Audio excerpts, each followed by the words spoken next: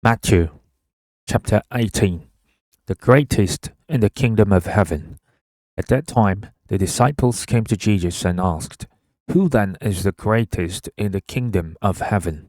He called a little child to him and placed the child among them. And he said, "Truly I tell you, unless you change and become like little children, you will never enter the kingdom of heaven. Therefore, whoever takes the lowly position of this child is the greatest in the kingdom of heaven, and whoever welcomes one such child in my name welcomes me." Causing to stumble. If anyone causes one of these little ones, those who believe in me, to stumble, it would be better for them to have a large millstone hung around their neck and to be drowned in the depths of the sea. Woe to the world because of the things that cause people to stumble. Such things must come, but woe to the person through whom they come. If your hand or foot causes you to stumble, cut it off and throw it away. It is better for you to enter life maimed or crippled than to have 2 hands or 2 feet and to be thrown into eternal fire. And if your eyes causes you to stumble, gouge it out and throw it away. It is better for you to enter life with 1 eye than to have 2 eyes and be thrown into the fire of hell. The parable of the wandering sheep.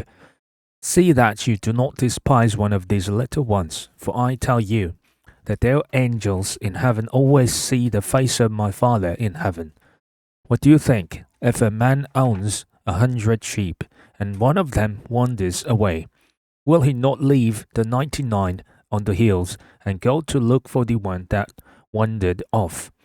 And if he finds it, truly I tell you, it is happier about that one sheep than about the 99 that did not wander off.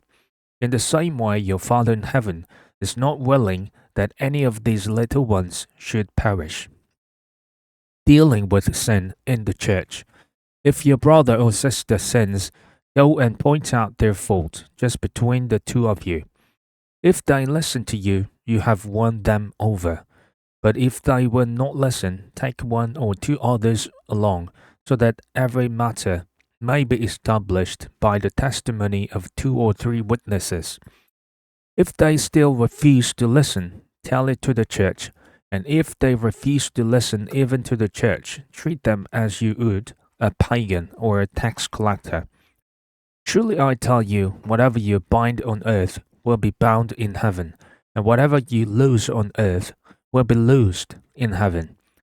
Again, truly I tell you that if 2 of you on earth agree about anything they ask for, it will be done for them by my Father in heaven. For where 2 or 3 gather in my name, there am I with them. The parable of the unmerciful servant. Then Peter came to Jesus and asked, "Lord, how many times shall I forgive my brother or sister who sins against me? Up to 7 times?" Jesus answered, "I tell you, not 7 times, but 77 times.